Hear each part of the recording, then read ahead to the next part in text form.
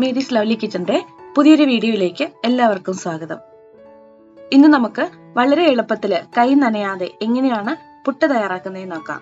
മാത്രമല്ല വീട്ടിലെ എല്ലാവർക്കും കൂടി ഒറ്റത്തവണ തന്നെ ഒരുമിച്ച് പുട്ട് തയ്യാറാക്കുകയും ചെയ്യാം. അപ്പോൾ അതെങ്ങനെയാണ് തയ്യാറാക്കുന്നതെന്ന് നോക്കാം.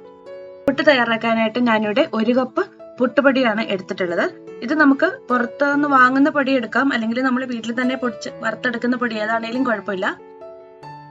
1 കപ്പ് പുട്ടുപൊടി നമുക്കൊരു മിക്സിയുടെ ജാറിലേക്ക് ഇട്ട് കൊടുക്കാം. സാധാരണ ചെയ്യുന്നത് പോലെ പൊടി നമ്മൾ വെള്ളം ഒഴിച്ച് നനയ്ക്കൊന്നും വേണ്ട, അല്ലാതെ ചെയ്യാനുള്ള ഒരു ട്രിക്കാണ്. ഇനി ഇതിലേക്ക് 1 കപ്പ് ചോറ് ഇട്ട് കൊടുക്കാം. ഏത് ചോറാണേലും കുഴപ്പമില്ല, നമ്മൾ വീട്ടിൽ കഴിക്കാനായിട്ട് തയ്യാറാക്കുന്ന ചോറ് എടുത്താൽ മതി.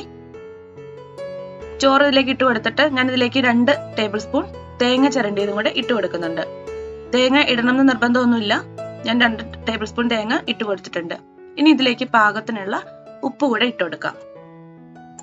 ഇനി ഇതൊന്ന് പൾസ് ചെയ്തെടുക്കാം.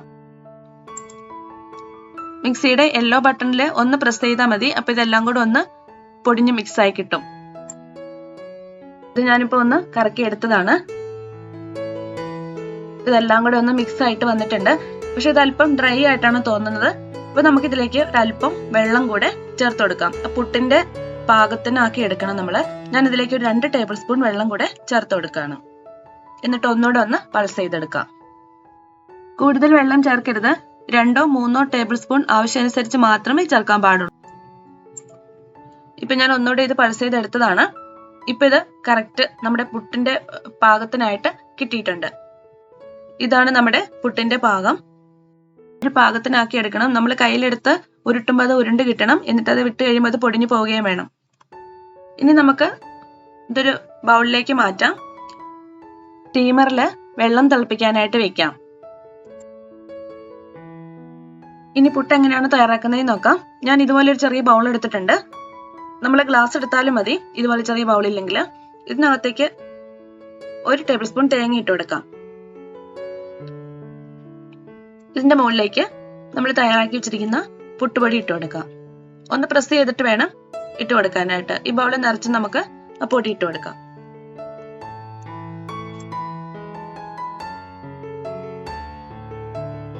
പ്രസ് ചെയ്ത് കൊടുക്കാം.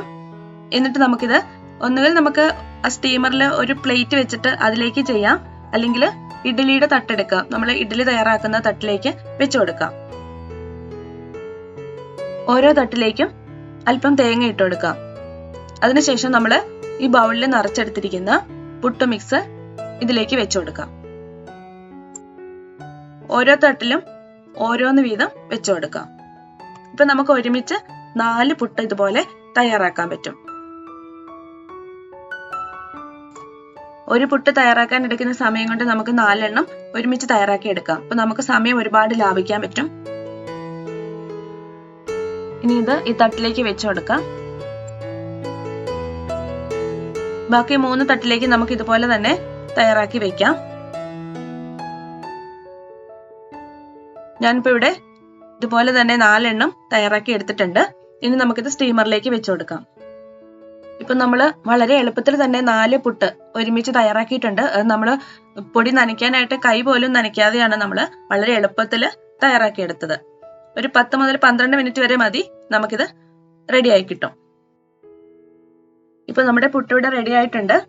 നമുക്കിത് പ്ലേറ്റിലേക്ക് മാറ്റാം. തട്ടില്ല എന്നുണ്ടെങ്കിൽ ഇതുപോലെ സ്റ്റീമറിൽ ഒരു പ്ലേറ്റ് വെച്ചിട്ട് ഇതിലേക്ക് നമുക്ക് ബൗളിലെ പുട്ട് മിക്സ് എടുത്തിട്ട് ഇതുപോലെ നമുക്ക് ചെയ്ത് കൊടുത്താൽ മതി. ഇപ്പൊ നമ്മുടെ പുട്ടെല്ലാം ഇവിടെ റെഡി ആയിട്ടുണ്ട്.